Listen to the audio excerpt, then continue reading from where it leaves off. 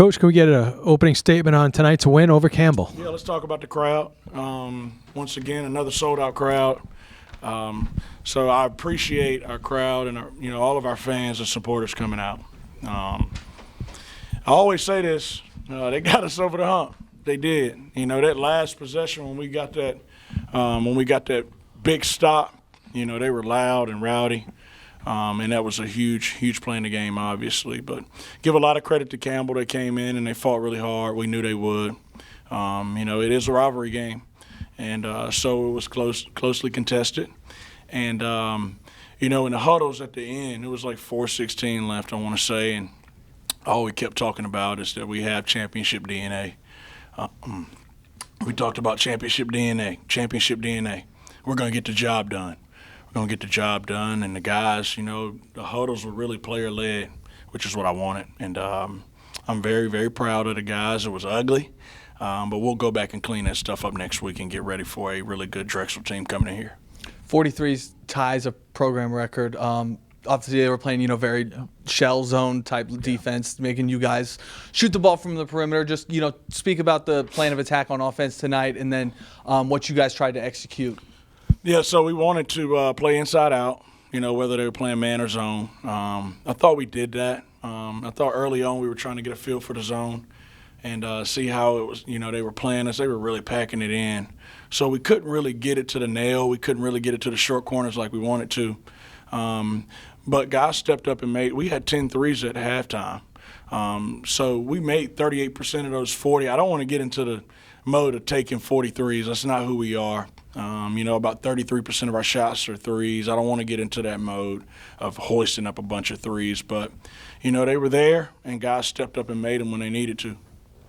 One of the things I thought was really cool last game, you were getting almost a little emotional talking about Donovan and trying to, I don't want to say like a resurgence, but trying to get him back in his flow.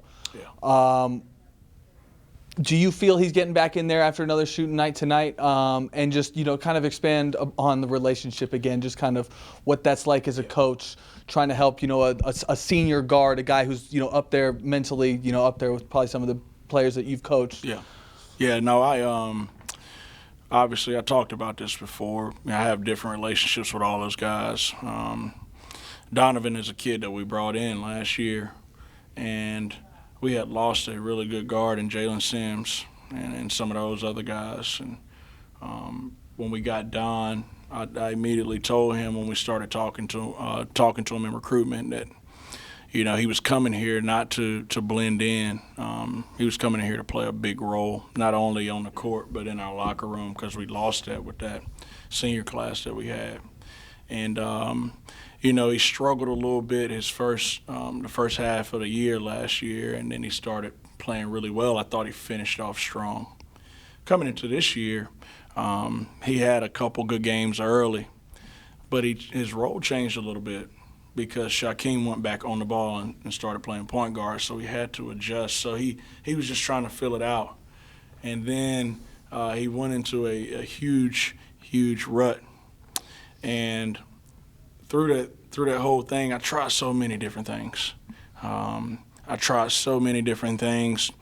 the point about 2 weeks ago, I just kind of backed off, and I didn't want to put any more pressure on him. I just kind of backed off, and he stayed in the gym. He stayed positive. His energy was good. Having his mom living here is great. He was able to lean on her. All of our coaches support him. His teammates support him. And he's really strong in his faith. And, he's a regimen guy. He does the same things every day. And, by the grace of God, he was able to work himself out of it. And you don't work yourself out of that if you're not a strong-minded kid that's grounded and about the right things. So I am so proud of him. I can't even put it into words, really, how proud of him. If we don't have him tonight, we lose that game. And when he's operating the level he is, just talk about what he brings to the offense. I mean, what our Achilles heel has been last year, which is why we brought him in, to provide a deep ball threat. He can really shoot the basketball, but outside of that, his leadership. just having that calming presence in our locker room, around the building, on the court, his leadership. He's a true floor general leader type guy, and that's the guy right there that is an X factor for us.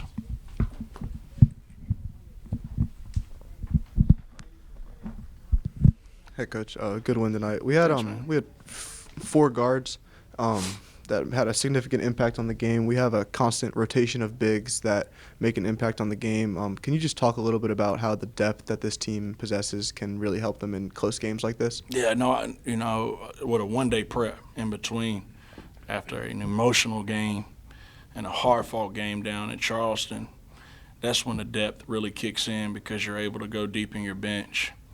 I wasn't able to go as deep as I would wanted to tonight because that's a unique style to play against.